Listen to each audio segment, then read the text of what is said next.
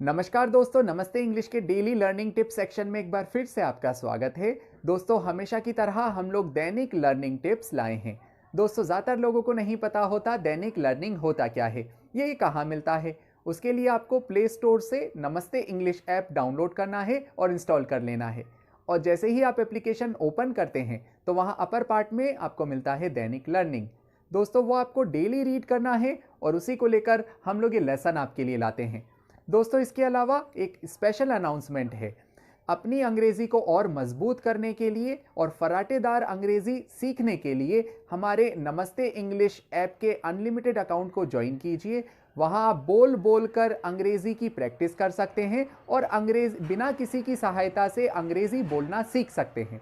अब चलते हैं आज के लेसन की ओर। दोस्तों, आज हम लोग सीखने वाले हैं use of have, has and had.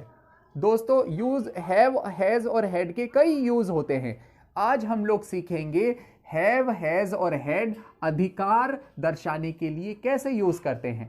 दोस्तों, प्रेजेंट में हैव, हैज और हैड पोजेशन, ओनरशिप यानी अधिकार दर्शाने के लिए भी यूज किया जाता है।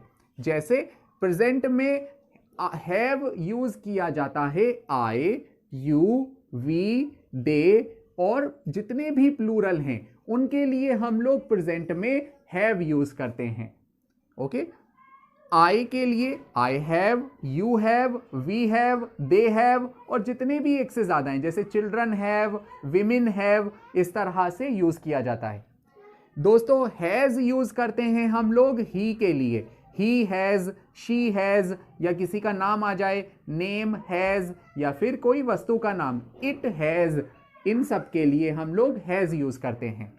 दोस्तों, ये प्रेजेंट में यूज किए जाते हैं।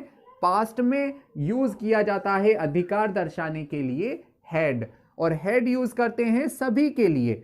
जैसे I had, you had, we had, they had, it had या फिर किसी का नाम आ जाए, नेम हैड। तो इस तरह से पास्ट में हैड यूज किया जाता है अधिकार दर्शाने के लिए। अब इससे सेंटेंस कैसे बनते हैं वो जान लेते हैं। जैसे अगर आपने कहा they have experience, they have experience का मतलब है उन्हें अनुभव है, यानी उनके पास अनुभव है। तो यहां अधिकार दर्शाने के लिए हम लोगों ने हैव यूज किया है।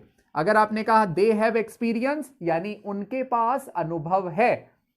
ऐसे ही अगर आपने कहा राजेश हैज अ नॉवल यानी राजेश के पास एक नॉवल है, तो यहां हैज अधिकार दर्शाने के लिए यूज किया जा रहा है। राजेश एक नाम है तो नाम के लिए हम लोग हैज यूज करेंगे।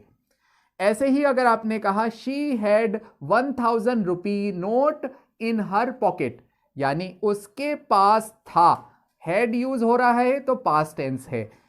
शी हैड यानी उसके पास था, उसके पास अधिकार था 1000 रुपी नोट इन हर पॉकेट यानी उसकी जेब में 1000 रुपये का नोट था। ऐसे ही अगर आपने कहा ही हैड फीवर यस्टरडे यानी उसके पास फीवर था यानी उसे फीवर था कल। सो दोस्तों, इस तरह से हैव, हैज और हैड यूज किया जाता है। I hope you learned it, I hope you enjoyed the lesson. If you really like this lesson then please like and subscribe Namaste English. I will see you in next session. Till then take care, bye bye.